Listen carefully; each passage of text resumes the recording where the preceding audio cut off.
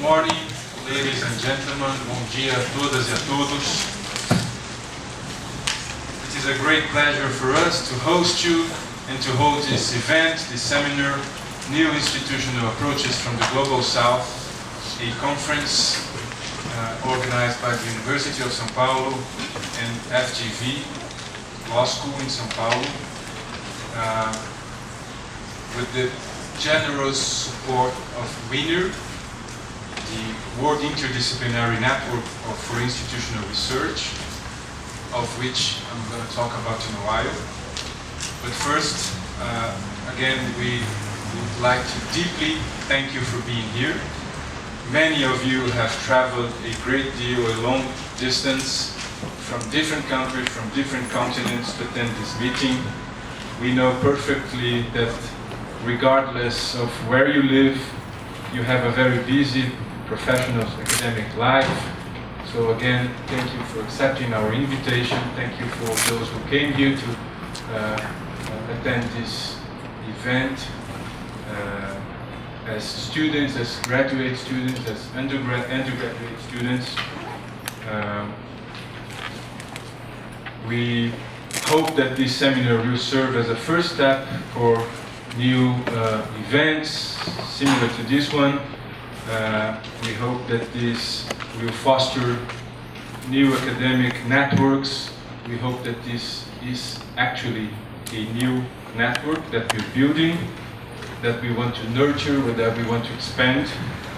Again, I have to say thank you to the World Interdisciplinary Network for Institutional Research, WINER, which is a global network that brings together researchers from multiple perspectives and disciplines to study the function, the evolution, and the impact of institutions. And we, the organizers, would like to thank Professor Catarina Pistor, who's also a WINER founder, for being so generous and enthusiastic since the beginning and for being here. We thank Professor David Rubin again, a key person in this initiative. Dave has once more helped us in conceiving and in framing, in designing the scope of the proposal that resulted in this seminar. And Dave, our indebtedness and gratitude to you are always endless. The seminar intends to foster critical and functional analysis of institutional structures, arrangements, and tools created to implement or implemented in the Global South. Departing from a variety of social-legal perspectives, it intends to examine the roles that legal arrangements play in institutional change and economic development processes. And the seminar, or the proposal behind this seminar, draws on two theoretical assumptions. First, law is an institution that shapes and modifies other social institutions in several and intertwined ways. The legal apparatus, in turn, is also constantly influenced by institutional changes, structural, incremental, formal, and informal. The second assumption is that the political economy of the state intervention is locally built. Hierarchy between developed and developing countries creates asymmetries that affect the institutional conditions of economic development. Institutions matter, but hierarchy matters too. We believe that these two assumptions are often overlooked by legal scholars and social scientists. In a collective attempt to bridge this theoretical gap, we suggested the participants to address the following key questions, among others, and they are: how does law shape and is shaped by the asymmetry and hierarchy between North and South? How does law create differences between developing countries? How does law design the different arrangements of political economy, including institutions such as markets, political regimes, and states? To what extent and with which consequences law itself is the outcome of power disputes and interests? Considering local contexts of policy making, under which conditions does law act as enabling, emancipatory, or a restraining tool? How can we use case studies and other methods to capture these complex interactions? These are the questions that in the first place have motivated and inspired this event. They are important questions, but there are certainly many other questions that will be raised here, that will appear here, and hopefully will be addressed by these extraordinary intellectuals that are here today. We are very hopeful that these presentations and the abstracts and papers behind them will turn into chapters of an edited volume that we hope to publish and produce and publish sometime in the future.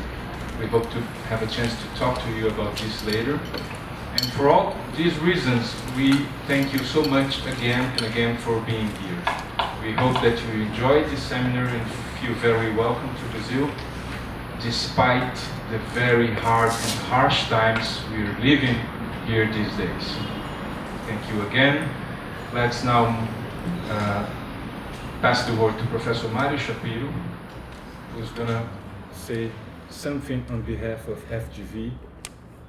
Thank you, Mario. Thank you, Diego. Hello all. Good morning, everyone. Just a couple of words. We are very delighted to hold this conference. I believe that this the fourth conference we have held on line development and line political economy in the last 10 years, in this last decade. And the aim of this effort is at contributing to improve the legal scholarship, and particularly the legal scholarship in Brazil and the legal scholarship for the new generations of scholars. We believe that it is completely possible to go forward from the very doctrinal way of learning law or learning law in Brazil.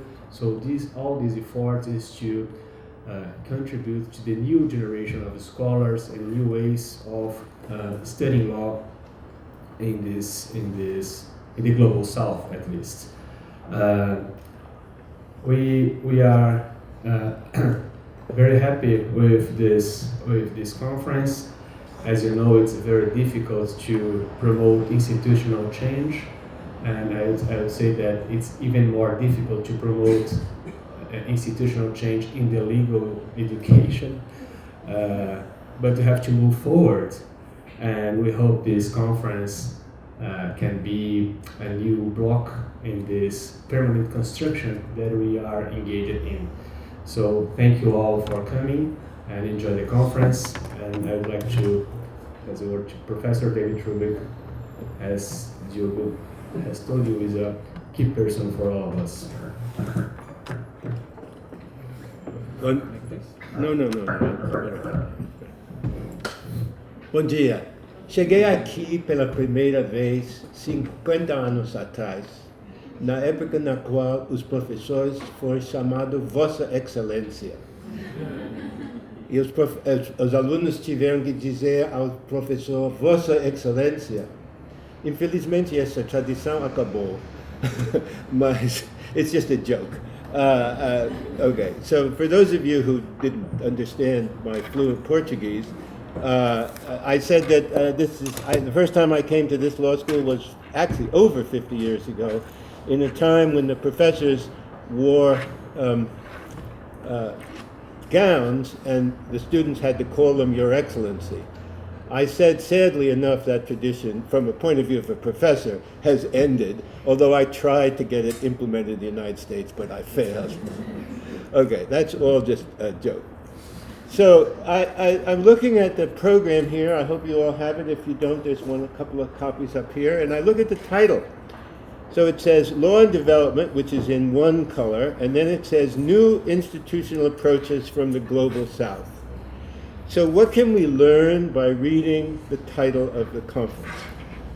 So first, it's Law and Development, and as Diogo and Mario said, this is one of several events devoted to this subject that have been held here in São Paulo over the last decade.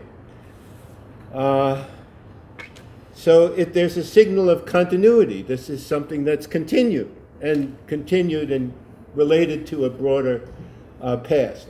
But it's new. It says new approaches. So it's innovation. So it's continuity and it's innovation. It's also institutional. What's that mean? It's not just law, it's institutional. Okay, so what does that mean? Well, it seems to be related to the new institutionalism that is taking off in a number of fields. And it's from the South. Aha. So this is a statement that what we have here is an event that has continuity with the past, but is going to bring in innovations that are based on the study of institutions with an emphasis on the Global South and with leadership coming from the Global South.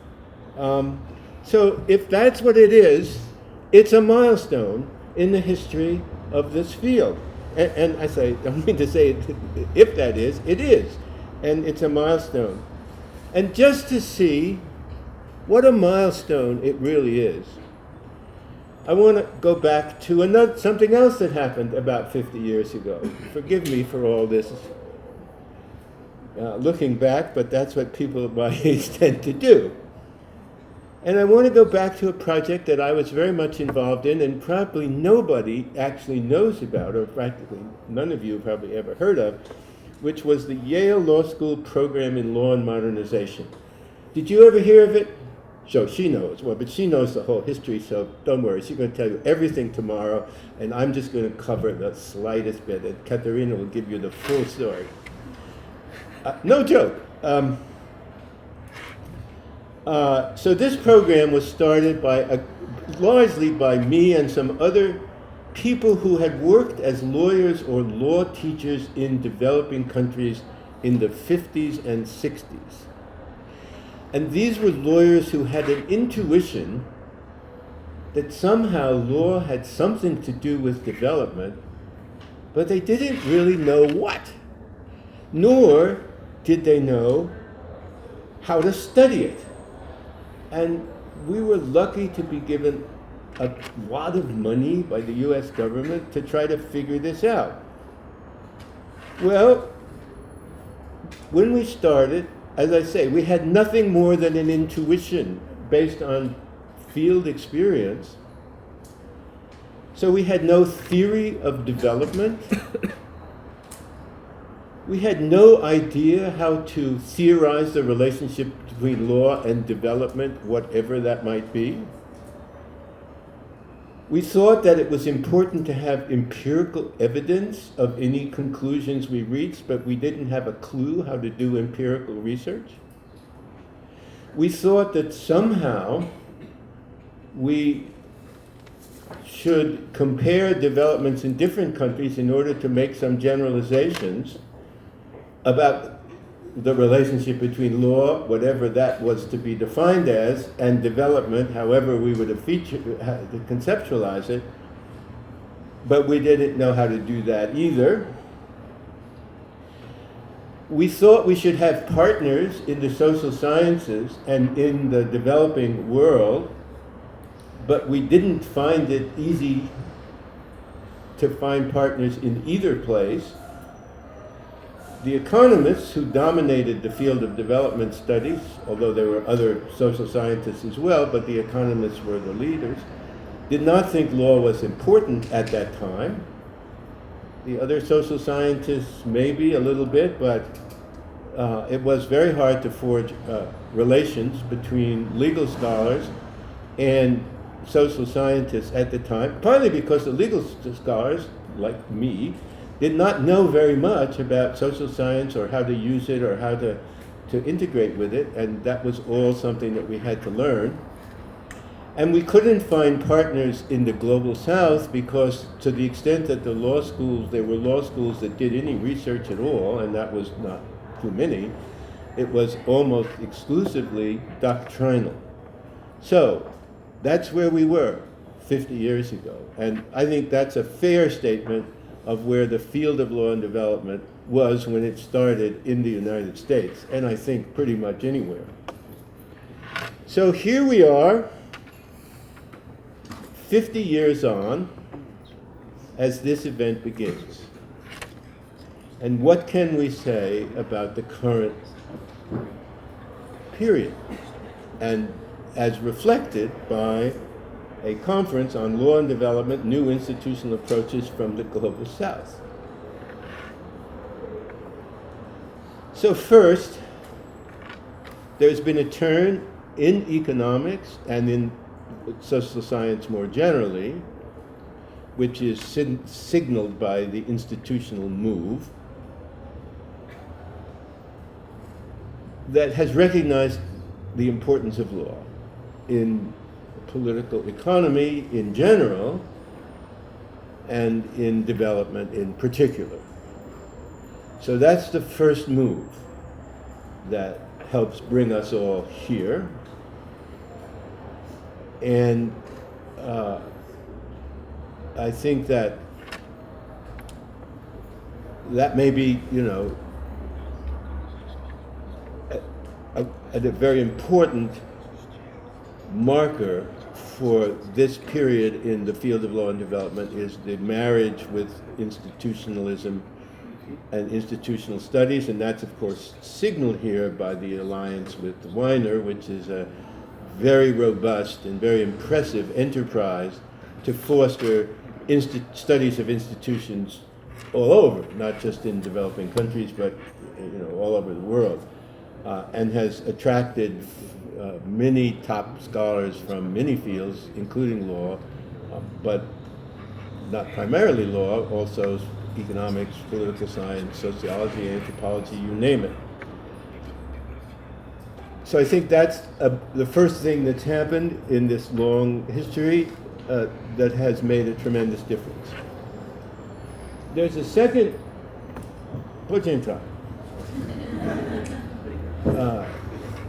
there's a second development in the legal field that is equally important in making this new institutional approach from the Global South possible, and that I'll call the socio-legal turn in law schools.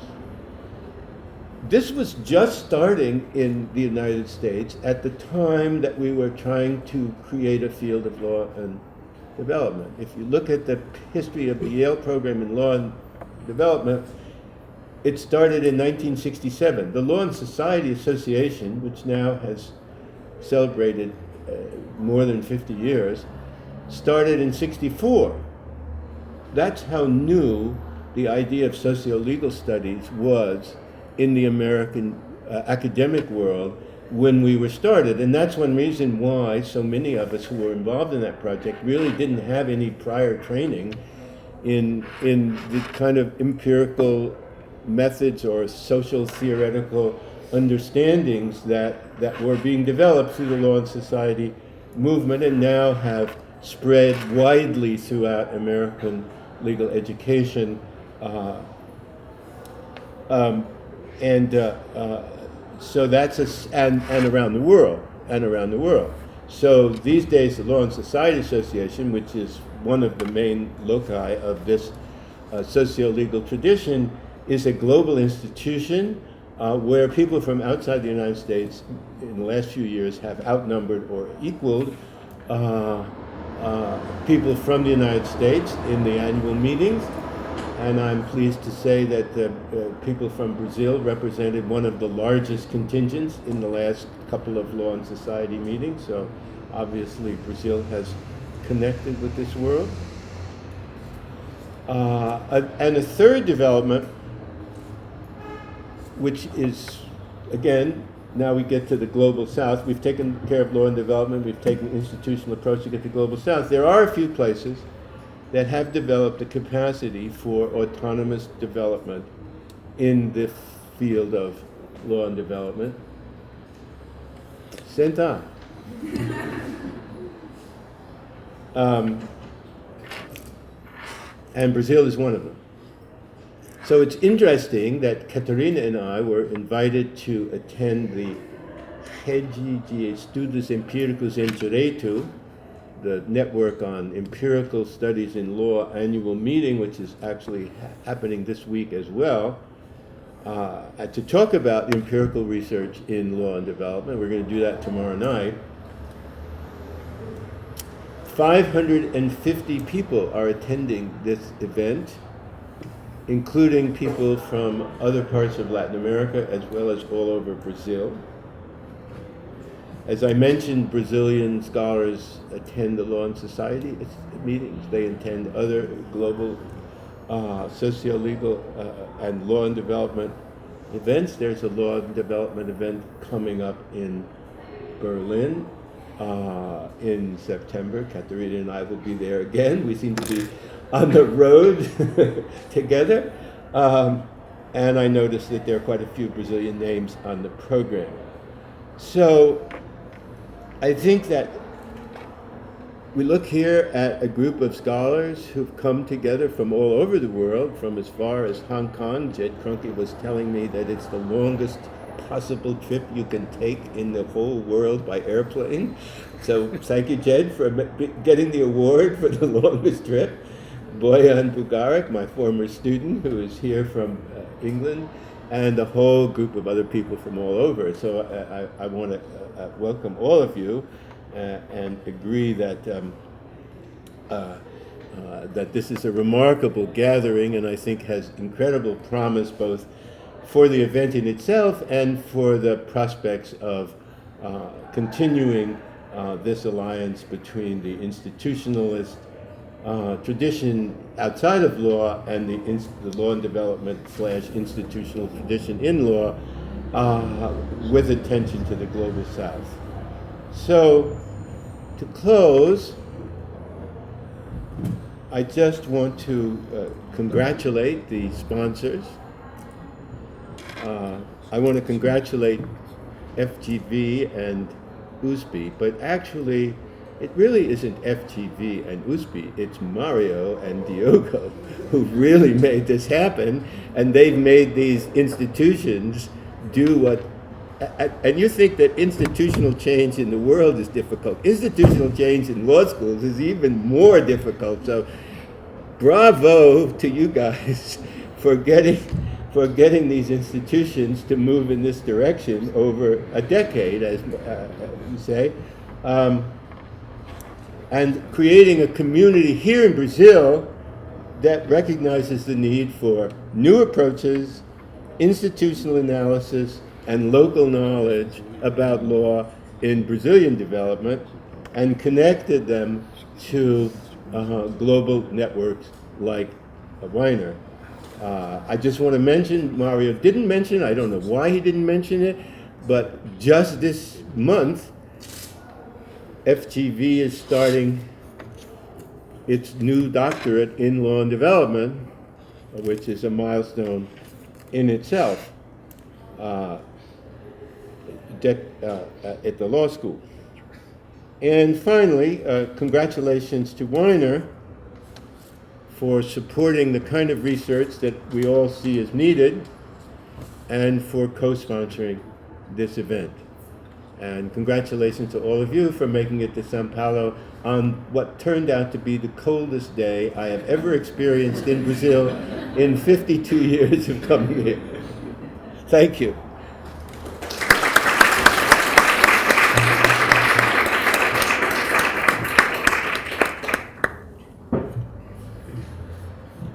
Just a quick comment. We are particularly thankful to Beatriz Kira, Henrique Castro, Raquel Pimenta, and Pedro Mollen, who is the members of organizing team as well. Okay, thank you.